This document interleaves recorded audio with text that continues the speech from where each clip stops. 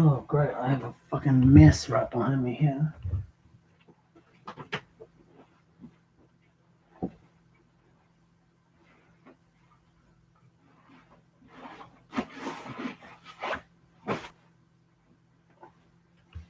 Okay, hopefully that doesn't interfere with everything that's going on here. Let me just adjust the camera real quick.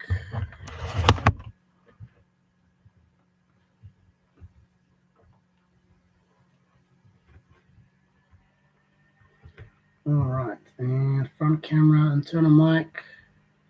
All right.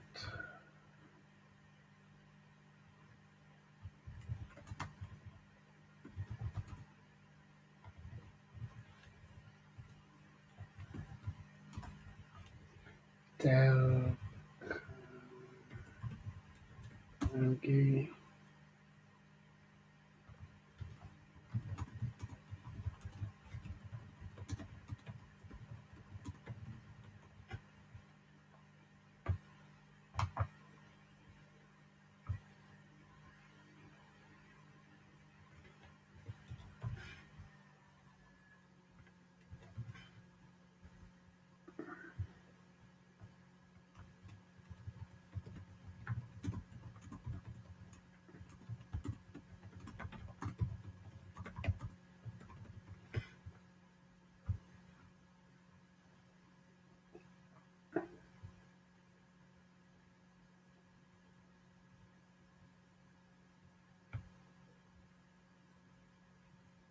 Okay, this isn't a game anymore.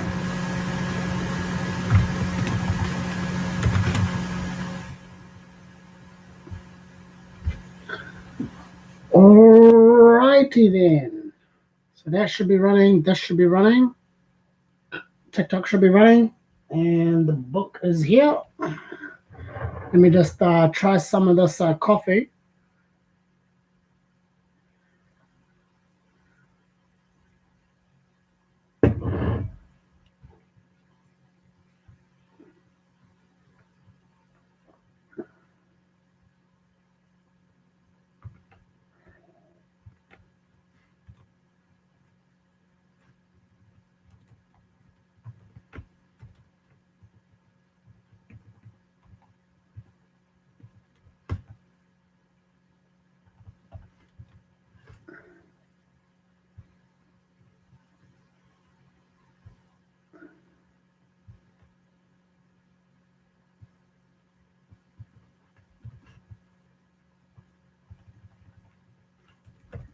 Okay.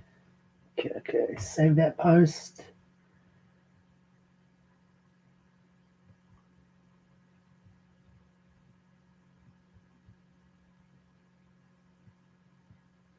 Okay, so that seems to be good. Live stream is check.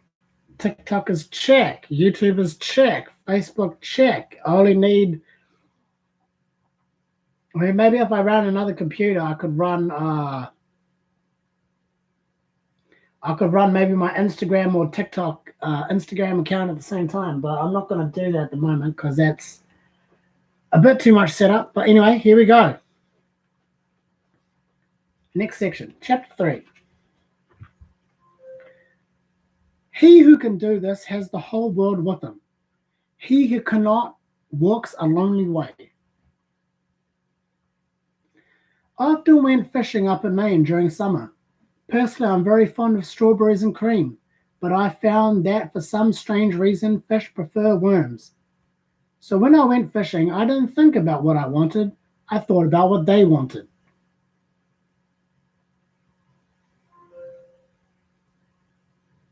I didn't bait the hook with strawberries and cream. Rather, I dangled a worm or grasshopper in front of the fish and said, "Wouldn't you like to have that?"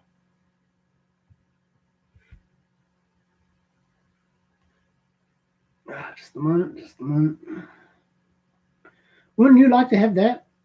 Why not use the same common sense when fishing for people? That is what Lloyd George, Great Britain's Prime Minister during World War I, did. When someone hold on.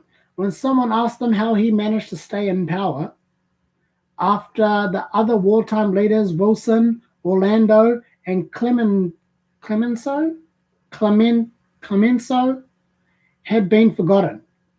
He replied that if his staying on top might be attributed to any one thing, it would be to his having learned that it was necessary to bait the hook to suit the fish. Why talk about what we want? That is childish. Absurd. Of course you're interested in what you want. You are eternally interested in it.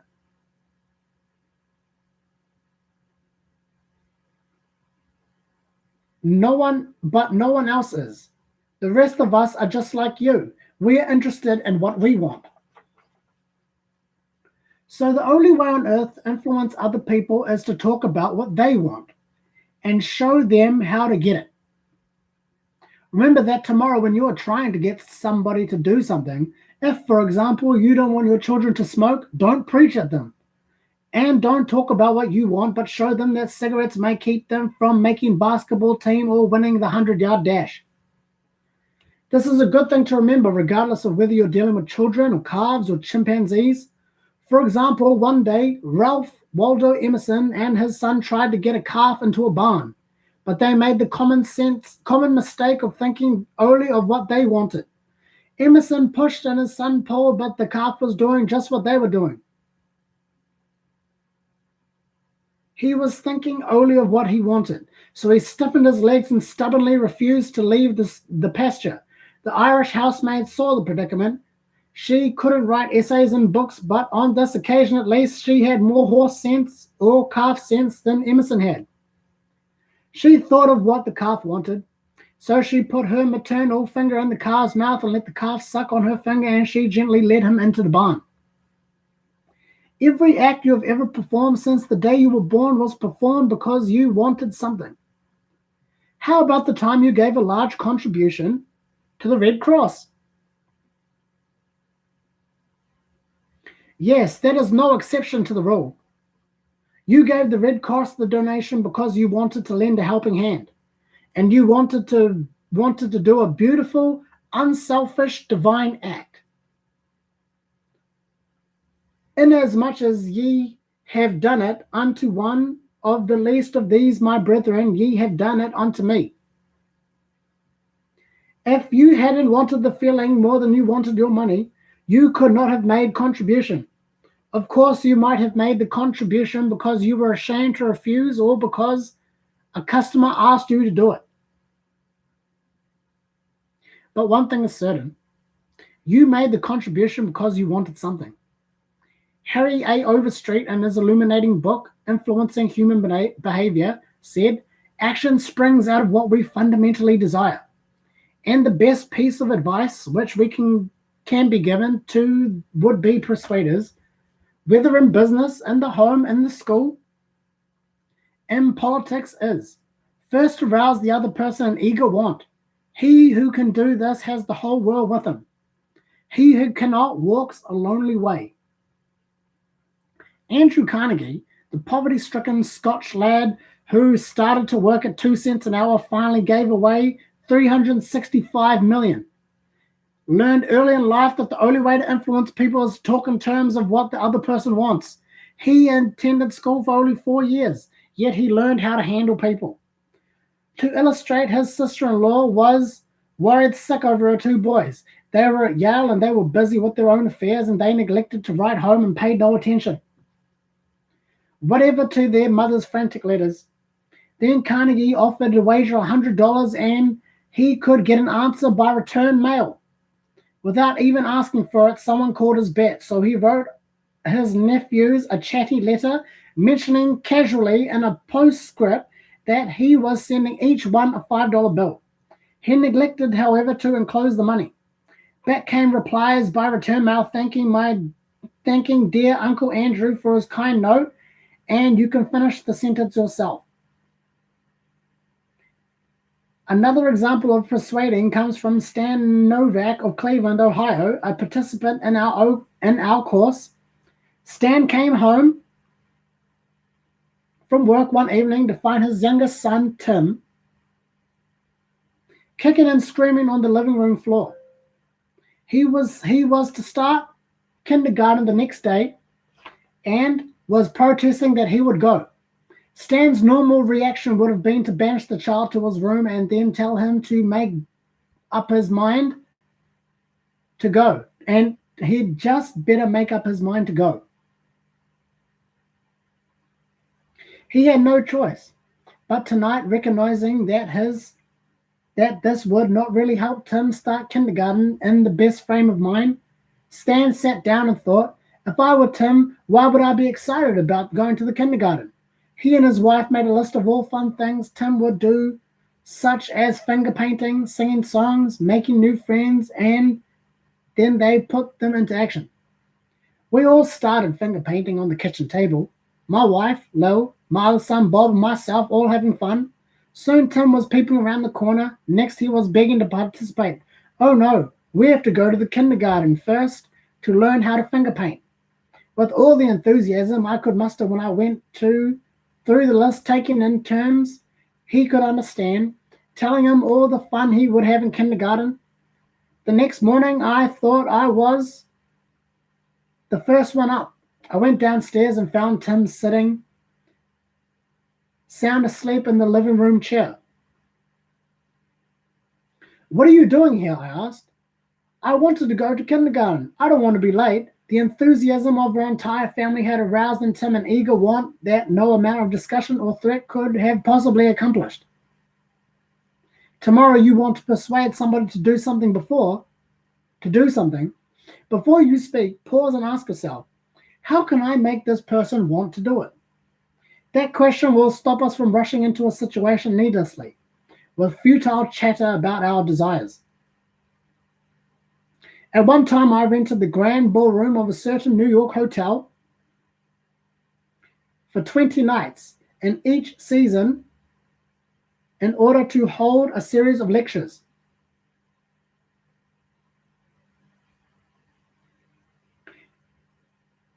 At the beginning of one season, I was suddenly informed that I should have to pay almost 3 times as much rent as formerly. This news reached me after the tickets would have been printed and distributed. All announcements had been made. Naturally, I didn't want to pay the increase, but the use of talking to the hotel about what I wanted. So a couple of days later, I went to see the manager. I was a bit shocked when I got your letter, I said, but I don't blame you at all. If I had been in your position, I probably would have written the similar letter myself. Your duty as the manager of this hotel is to make all the profit possible. If you don't do that, you'll be fired, and you ought to be fired. Now let's take a piece of paper and write down the advantages and disadvantages that will accrue to you if you insist on this increase in rent. Then I took a letterhead and ran down the line of the center and headed one column advantages and the other column disadvantages. I wrote down under the head advantages these words: ballroom free. Then I went on to say you will have the advantage of having the ballroom free to rent for dances and conventions. That is a big advantage for affairs. Affairs like that will pay you much more than I can get for a series of lectures. If I tie your ballroom up for 20 nights during the course of the season, it is sure to mean a loss of some profitable business to you. Now let's consider the disadvantages. First, instead of increasing your income from me, you are going to decrease it. In fact, you are going to wipe it out because I cannot pay the rent you are asking. I shall be forced to hold these lectures at some other place. There's another disadvantage to you also. These lectures attract crowds of educated and cultured people to your hotel. That is good advertising for you, isn't it?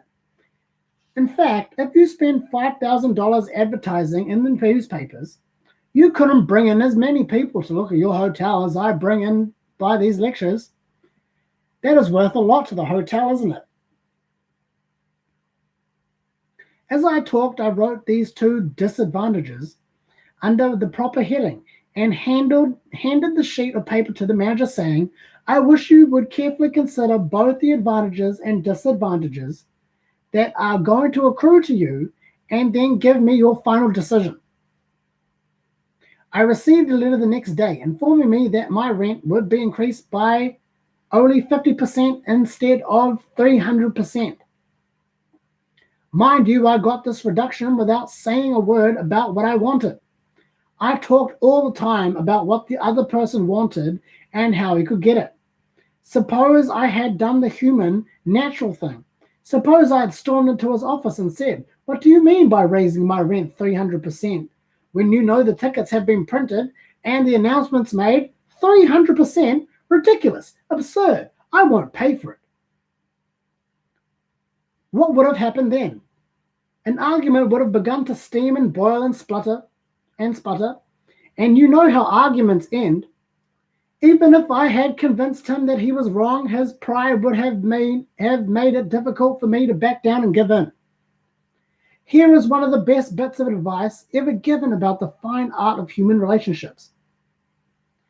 If there is any one secret of success, said Henry Ford, it lies in the ability to get the other person's point of view and see things from that person's angle as well as from your own. That is so good, I want to repeat it. If there is any one secret of success, it lies in the ability to get the other person's point of view, to see things from that person's angle as well as from your own. That is so simple, so obvious that anyone ought to see the truth of it at a glance. Yet 90% of people on this earth ignore it 90% of the time. An example, look at the letters that come across your desk tomorrow morning, and you will find that most of them violate this important canon of common sense. Take this one, a letter written by the head of the radio department of an advertising agency with the offices scattered across the continent. This letter was sent to managers of local radio stations throughout the country. I have set down in brackets my reactions, each paragraph. Mr. John Blank, Blankville, Indiana. Dear Mr. Blank, the blank company desires to retain its position in advertising agency leadership in the radio field. Who cares about what your company desires? I'm worried about my own problems. The bank is foreclosing the mortgage on my house. The bugs are destroying the hollyhocks. The stock market tumbled yesterday. I missed about 8:15 this morning. I wasn't invited to the Joneses' dance last night. The doctor yells at me I have high blood pressure and neuritis and dandruff. And then what happens? I come home to the office this morning worried, open my mail, and here is some little whippersnapper off in New York yapping about what his company wants. Bah! If he only realized what sort of impression his letters make, he would get out of advertising business and start manufacturing sheep dip. Ha! Bloody hell. This agency's national advertising accounts were the bulwark of the network. Our subsequent clearances of station time have kept us at the top of the agencies year after year. He then goes on to write, you are big and rich and right at the top, are you? So what? I don't give two hoops and Hades if you're as big as General Motors and General Electric and General Staff of the U.S. Army all combined. If you had as much sense as half-witted hummingbird, you would realize that I'm interested in how big I am, not how big you are. All this talk of your enormous success makes me feel small and unimportant. We desire to service your accounts with the last word on radio station information. You desire, you unmitigated ass. I'm not interested in what you desire or what the President of the United States desires. Let me tell you once and for all that I'm interested in what I desire. And you haven't a word about yet in this absurd letter of yours. Well, therefore, put the blank company on your preferred list of weekly station information. Every single detail that will be useful to an agency in intelligently booking time. Preferred list? You have your nerve. Your preferred list of weekly station information, every single detail that will be useful to an agency, and intelligently will feel, and you make me feel insignificant by your big talk about your company. And then you ask me to put your own preferred list, and you don't even say please when you ask of it. A prompt acknowledgement of this letter, given us latest doings, will be mutually helpful. You fool! You mail me a cheap form letter, a letter scattered far and wide like autumn leaves, and you have the gall to ask me when I am worried about the mortgage and the hollyhocks and the blood pressure to sit down and dictate my personal note acknowledging your form letter, and you ask me to do it promptly? What do you mean promptly? Don't you know I am just busy as you are, or at least I like to think I am? And while we're on the subject, who gave you the lordly right to order me around? You say it will be mutually helpful. At last, you have begun to see my viewpoint, but you are vague about it. And how will it be to my advantage? Very truly yours, John Doe, Manager, Radio Department. P.S. This enclosed reprint from the Blankville Journal will be of interest to you, and you may want to broadcast it over your station. Finally, down here in the postscript, you mentioned something that may help me solve one of my problems. Why didn't you begin your letter with what's the use? Any advertising man who is guilty of perpetrating such drivel as you have sent me is something wrong with his medulla oblongata. You don't need a letter giving me your latest doings. What you need is a quart of iodine in your thyroid gland. Scolding. Now, with people who devote their lives to advertising and who pose as experts in the art of influencing people to buy, if they write a letter like that, what can we expect from a butcher and a baker or the auto mechanic? Here is another letter written by the superintendent of a large freight terminal to a student of his course, Edward Vermeulen. What effect did the letter have on the man to whom it was addressed? Read it, and then I'll tell you. I'm just going to take a small break here because I haven't actually had any sip of my coffee. If you are liking what you're hearing so far, please leave a comment or a like or tap the screen. You know, a little bit of feedback goes a long way. How am I doing with my reading? Yeah, it'll just be great to hear. I am getting a few messages on my TikTok and on my Facebook stream at the moment. I'm glad that so many people have joined. Thank you for saying Jesus loves me. Thank you very much. I love Jesus too. Very important guy. Okay. Let me just get the Facebook out the way. Jesus loves you. Jesus loves you. Thank you, Shooting Green. Thank you for those kind messages. I'm just having a short break while I sip my coffee here with a little bit of honey, and then I'll carry on with chapter 3. Oh, sorry, it's coffee and ginger. I haven't actually tried this mix before.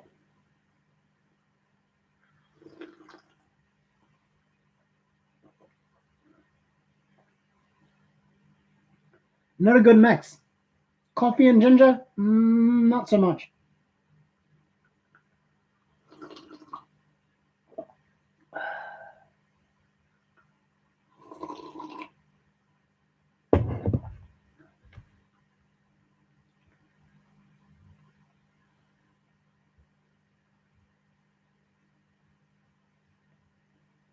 Okay, thank you for waiting. I have returned to reading. Now, as we're starting off with the second letter reading. A. Zoringa Sons Incorporated, 28 Front Street, Brooklyn, New York, 11201. Attention, Mr. Edward Vermeulen. Gentlemen, the operations of our outbound rail receiving station are handicapped because of the material percentage of the total business is delivered us in late afternoon. This condition results in congestion overtime on part of our forces, delays to trucks, and in some cases, delays to freight. On November 10, we received from your company a lot of 510 pieces, which reached here at 4:20 p.m. We solicit your cooperation toward overcoming the undesirable effects arising from late receipt of freight during the morning.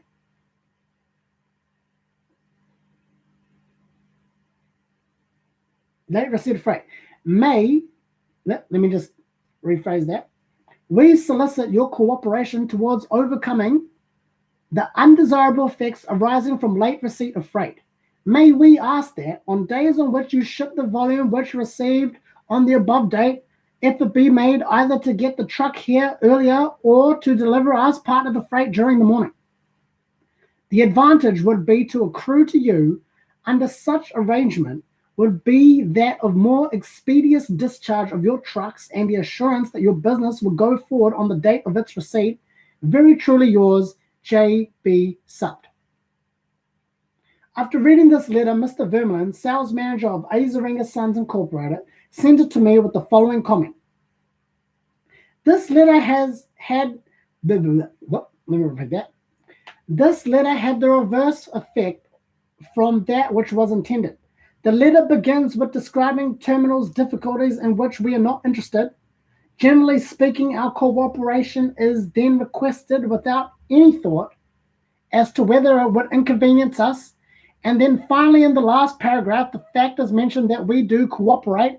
It will mean more expeditious discharge of our trucks from the assurance that our freight will go on forward from the date of its receipt. In other words, that in which we are most interested is mentioned last, and whole effect is of raising a spirit of antagonism rather than of cooperation. Let's see if we can't rewrite them and improve this letter. Let's not waste any time talking about our problem. As Henry Ford admonishes, let's get the other person's point of view and see things from his or her angle as well as from our own. Here is one way of revising the letter. It may not be the best way, but isn't it an improvement? Mr. Edward Vermeulen, care of Azeringa Sons Incorporated, 28 Front Street, Brooklyn, New York, 11201. Dear Mr. Vermeulen, your company has been one of our good customers for 14 years. Naturally, we are very grateful for your patronage and eager to give you a speedy, efficient service you deserve. However, we regret to say that it isn't possible for us to do this when your trucks bring us a large shipment late in the afternoon, as they did on November 10. Why? Because the other customers make late afternoon deliveries also.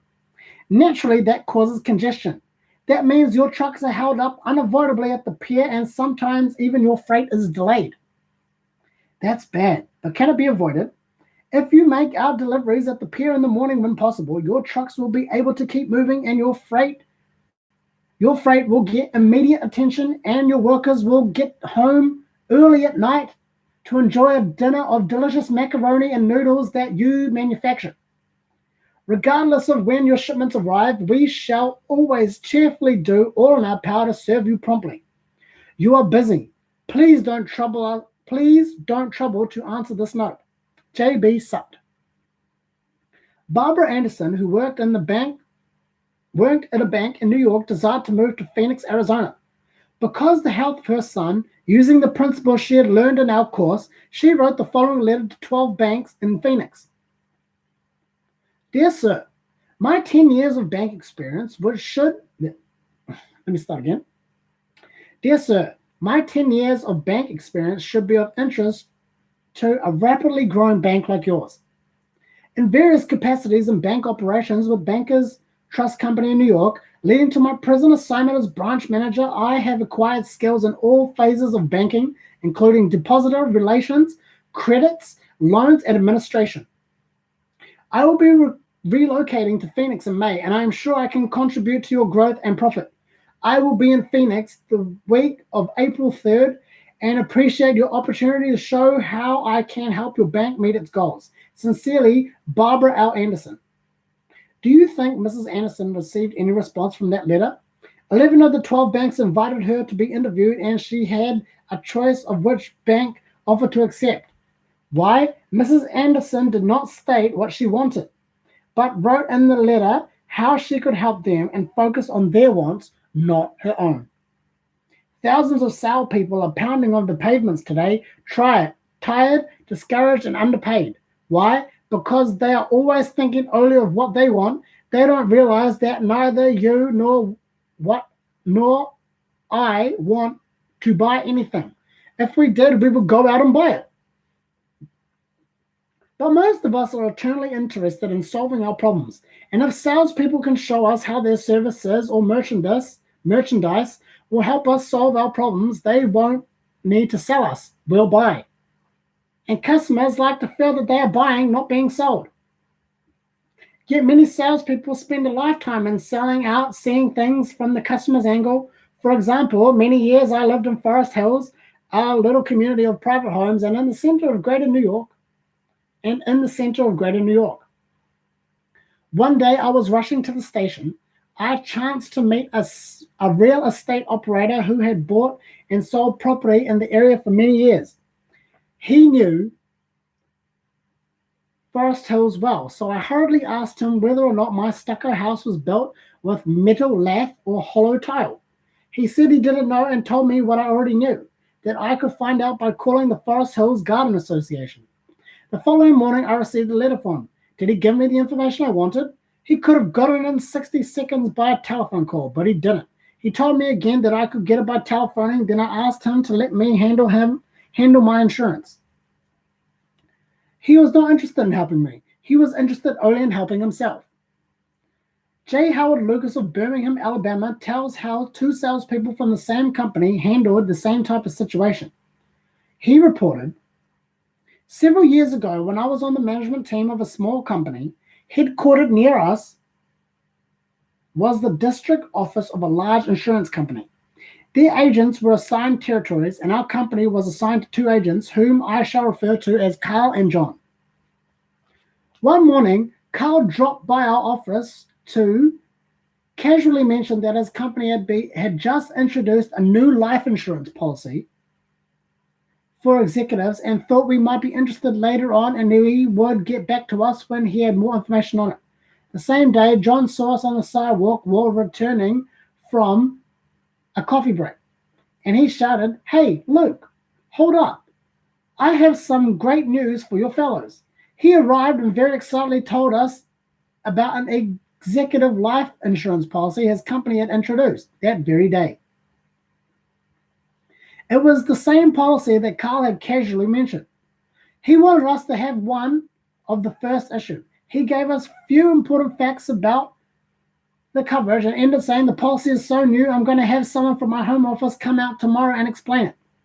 Now, in the meantime, let's get the application signed and on the way so he can have more information to work with." His enthusiasm aroused us in such eager want that for this policy, even though he did not have the details. When they made available to us, they confirmed John's initial understanding of the policy. And he not only sold each of us a policy, but later doubled our coverage. Carl could have had those sales, but he made no effort to arouse in us any desire for the policies. The world is full of people who are grabbing and self-seeking. So the rare individual who unselfishly tries to serve others has an enormous advantage. He has little competition. Owen D. Young, a noted lawyer and one of America's great business leaders, once said, "People who can put themselves in the place of other people, who can understand the workings of their mind, need never worry about the future has in store for them." If out reading the book you get just one thing, an increased tendency to think always in the terms of other people's point of view and see things from their angle, if you get that one thing out of this book, it may easily prove one of the building blocks of your career. Looking at the other person's point of view and arousing him an eager want for something is not construed as manipulating that person so that he will do something that is only for your benefit and to his detriment. Each party should gain from the negotiation. In the letters to Mr. Vermeulen, both the sender and receiver of the correspondence gained by implementing what was suggested. Both the bank and Mrs. Anderson, one by her letter in that bank, obtained a valuable employee and Mrs. Anderson a suitable job. And in the example of John's sale of insurance to Mr. Lucas, both gained through this transaction. Another example in which everybody gains through the principle of arousing an eager want comes from Michael E. Windick of Warwick, Rhode Island, who is the territory salesman for Shell Oil Company. Mike wanted to become number one salesperson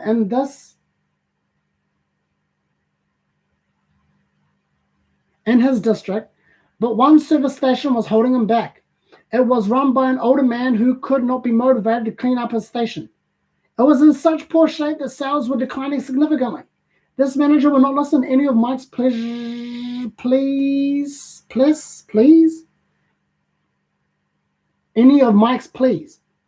to upgrade the station. After many exhortations and heart-to-heart talks, all of which had no impact, Mike decided to invite the manager to visit the newest Shell station in his territory. The manager was so impressed by the facilities of the new station that when Mike visited him for the next time, his station was cleaned up and had recorded a sales increase. This enabled Mike to reach number one spot in the district. All his talking and discussion hadn't helped, but by arousing an eager want in the manager, by showing him the modern station, he had accomplished his goal, and both the manager and Mike benefited.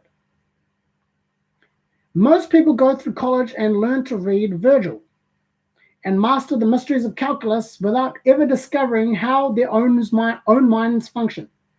For instance, I once gave a course of effective speaking for the young college graduates who were entering an employ of Carrier Corporation, the large air conditioner manufacturer. One of the participants wanted to persuade the others to play basketball in their free time. And this about what he said: I want you to come out and play basketball. I like to play basketball, but the last few times I've been to the gymnasium haven't been enough people to get up to the game. 2 or 3 of us got to throwing the ball around the other night, and I got a black eye. I wish all of you would come down tomorrow night. I want to play basketball. Did he think about anything you want? You don't want to go to the gymnasium because no one else wants to go, do you? You don't care about what he wants. You don't want to get a black eye. Could he have shown you how to get things you want by using the gymnasium? Surely, more pep, keener edge to the appetite, clearer brain, fun, games, basketball. To repeat Professor Overstreet's wise advice, first arouse in the other person an eager want. He who can do this has the whole world with him. He who cannot walks a lonely way. One of the students in the author's training course was worried about his little boy. The child was underweight and refused to eat properly. His parents used the usual method. They scolded and nagged. Mother wants you to eat this and that. Father wants you to grow up to be a big man. Did the boy pay any attention to these pleas? Just about as much as you pay to one fleck of sand on a sandy beach. No one with the trace of a horse sense would expect a child 3 years old to react to the viewpoint of a father 30 years old. Yet that precisely what the father expected. It was absurd. He finally saw that. He said to himself, what does the boy want? How can I tie up what I want to what he wants? It is easy for father when he started thinking about this. His boy had a tricycle that he loved to ride up and down the sidewalk in front of the house in Brooklyn. A few doors down the street lived a bully, a bigger boy who would come and pull the little boy off his tricycle and ride it himself. Naturally, the little boy would run screaming to his mother, and she would have come out and take the bully off the tricycle and put her little boy on again. This happened almost every day. What did the little boy want? He didn't take a Sherlock Holmes to the answer that one. His pride, his anger, his desire of feeling of importance, all the strongest emotions in his makeup goaded him to take revenge, to smash the bully in his nose. When his father explained to the boy who would be able to wallop the daylights out of the bigger kid someday if he would only eat the things his mother wanted him to eat. When his father promised him that, there was no longer any problem of dietetics. The boy would have eaten spinach, sauerkraut, salt mackerel, anything in order to get big enough to whip the bully who had humiliated him so often. After solving the problem, the parents tackled the other boy, the little boy who had an unholy habit of wetting his bed. He slept with his grandmother. In the morning, grandmother would wake up and feel the sheet and say, "Look, Johnny, what you did again last night." He would say, "No, I didn't do it. You did it." Scolding, spanking, and shaming him, reiterating that the parents didn't want him to do it. None of these things kept the bed dry. So the parents asked, how can he make this boy want to stop wetting the bed? Where were his wants? First, he wanted to wear pajamas like Daddy instead of wearing a nightgown like Grandmother. Grandmother was fed up in his nocturnal iniquities, so she gladly offered to buy him a pair of pajamas if he would reform. Second, he wanted a bed of his own. Grandma didn't object. His mother took him to a department store in Brooklyn, winked at the sales girl, and said, "Here's a little gentleman who would like to do some shopping." The sales girl made him feel important by saying, "Young man, what can I show you?" He stood a couple of inches tall and said, "I wanted to buy a bed for myself." When he was shown the one his mother wanted him to buy, he winked at a sales girl and the boy was persuaded by it. The bed was delivered the next day, and the night when father came home, the little boy ran to the door shouting, "Daddy, Daddy, come upstairs and see my bed that I bought." The father looked at the bed, obeyed Charles Schwab's injunction. His was hearty in his approbation and lavish in his praise. "You are not going to wet this bed, are you?" the father said. "Oh, no, I'm not going to wet this bed." Boy kept his promise, for his pride was involved. That was his bed, and he alone had bought it, and he was wearing pajamas now like a little man. He wanted to act like a man, and he did.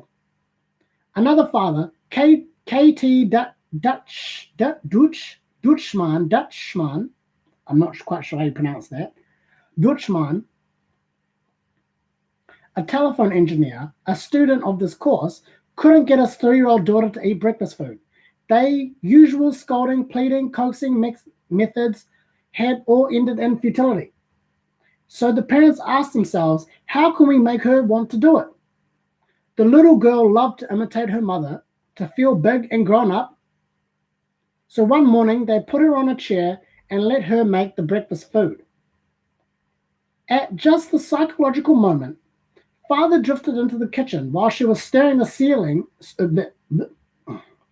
Father drifted into the kitchen while she was stirring the cereal, and she said, "Oh, look, Daddy, I am making the cereal this morning." She ate 2 helpings of cereal without any coaxing because she was interested in it. She had achieved a feeling of importance. She had found in marking the cereal an avenue of self-expression. William Winter once remarked that self-expression is the dominant necessity of human nature. Why can't we adapt this same psychology to business dealings? When we have a brilliant idea, instead of making others think it to ourselves, why not let them cook and stir the idea themselves? They will then regard it as their own. They will like it and maybe eat a couple of helpings of it. Remember, first arouse in the other person an eager want. He who can do this has the whole world with him. He who cannot walks alone. Sorry, let me repeat that. That was actually a misquote. He who cannot do this has the whole world with him. He who cannot walks a lonely way. Principle 3. Arouse in the other person an eager want. And that wraps up the first section, part 1. In a nutshell, the fundamental techniques in handling people. Principle 1, don't criticize, condemn, or complain. Principle 2, give honest and sincere appreciation. Principle 3, arouse in the other person an eager want. And for our discussion, yeah, I mean, yeah, sometimes it does feel manipulative if someone is saying it to you, but I'd have to agree. If you feel as if you benefit from the particular exchange or transaction, then you are more likely to go along with what the other person is saying. Um, I've definitely noticed that in my life. I'm not sure if anyone's going to show up and